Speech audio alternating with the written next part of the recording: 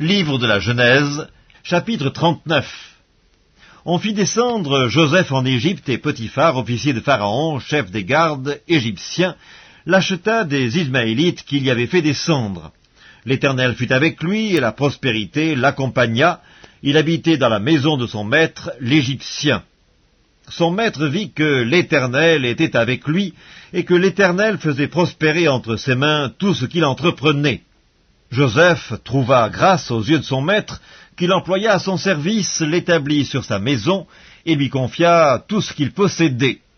Dès que Potiphar l'eut établi sur sa maison et sur tout ce qu'il possédait, l'Éternel bénit la maison de l'Égyptien à cause de Joseph.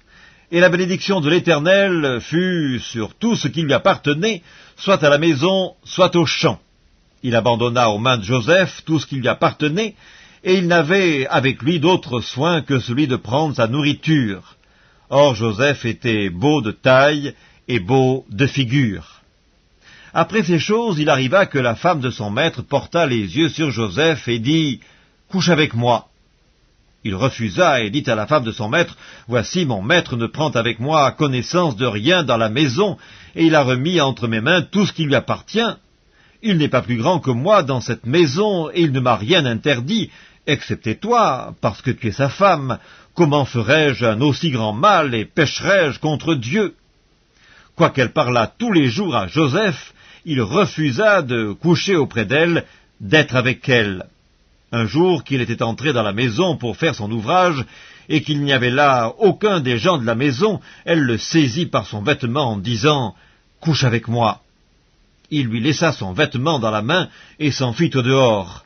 Lorsqu'elle vit qu'il lui avait laissé son vêtement dans la main et qu'il s'était enfui dehors, elle appela les gens de sa maison et leur dit « Voyez, il nous a amené un Hébreu pour se jouer de nous. Cet homme est venu vers moi pour coucher avec moi, mais j'ai crié à haute voix, et quand il a entendu que j'élevais la voix et que je criais, il a laissé son vêtement à côté de moi et s'est enfui dehors. » Et elle posa le vêtement de Joseph à côté d'elle, jusqu'à ce que son maître rentrât à la maison.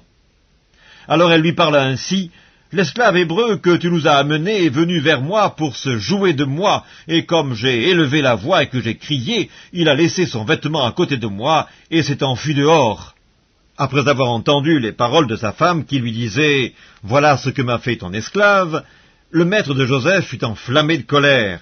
Il prit Joseph et le mit dans la prison, dans le lieu où les prisonniers du roi étaient enfermés.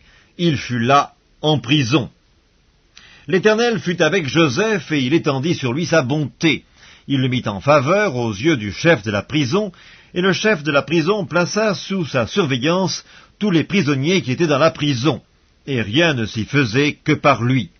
Le chef de la prison ne prenait aucune connaissance de ce que Joseph avait en main, parce que l'Éternel était avec lui, et l'Éternel donnait de la réussite à tout ce qu'il faisait.